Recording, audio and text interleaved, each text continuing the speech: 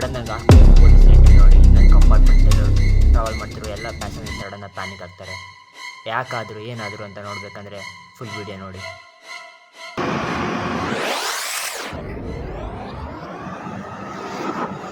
Welcome back to my ಟ್ರೈನಲ್ಲಿ ಸಡನ್ನಾಗಿ ಗೋವಾ ಮತ್ತು ಕರ್ನಾಟಕ ಬಾರ್ಡರ್ ನಡುವೆ ಸುಮಾರು ಜನ RPF ಪೊಲೀಸರು ಕಂಪಾರ್ಟ್ಮೆಂಟಲ್ಲಿ ಎಂಟ್ರಿ ಆಗ್ತಾರೆ. ಈ ರೂಟಲ್ಲಿ ತುಂಬ ಆಲ್ಕೋಹಾಲ್ ಸ್ಮಗ್ಲಿಂಗ್ ತುಂಬ ಜಾಸ್ತಿ ಆಗುತ್ತೆ. ಅದಕ್ಕೋಸ್ಕರ ಇದನ್ನು ರೂಟೀನ್ ಚೆಕಪ್ ಮಾಡ್ತಾರೆ. ಯಾರೇ ಆದರೂ ಕೂಡ ಈ ರೀತಿ ಏನು ಟ್ರೈನಲ್ಲಿ ಆಲ್ಕೋಹಾಲ್ ಆಗಿರೋದು ಅಥವಾ ಟೊಬ್ಯಾಕೋ ಆಗಿರೋದು ಏನು ಕ್ಯಾರಿ ಮಾಡಕ್ ಹೋಗಬೇಡಿ.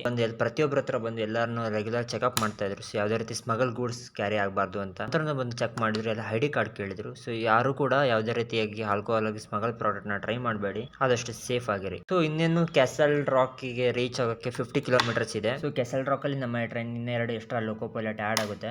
ಸೊ ಅಲ್ಲಿಂದ ದೂದ್ ಸಾಗರ್ಗೆ 14 ಕಿಲೋಮೀಟರ್ಸ್ ಇದೆ. ಸೊ ಇಲ್ಲಿಂದ ಟ್ರಕ್ ಮಾಡಬೇಕಂದ್ರೆ ನೀವು ಗೈಡ್ ಕೂಡ ಹೈರ್ ಮಾಡ್ಕೋಬೋದು. 600 ರುಪೀಸಿಗೆಲ್ಲ ಗೈಡ್ ಸಿಗ್ತಾರೆ.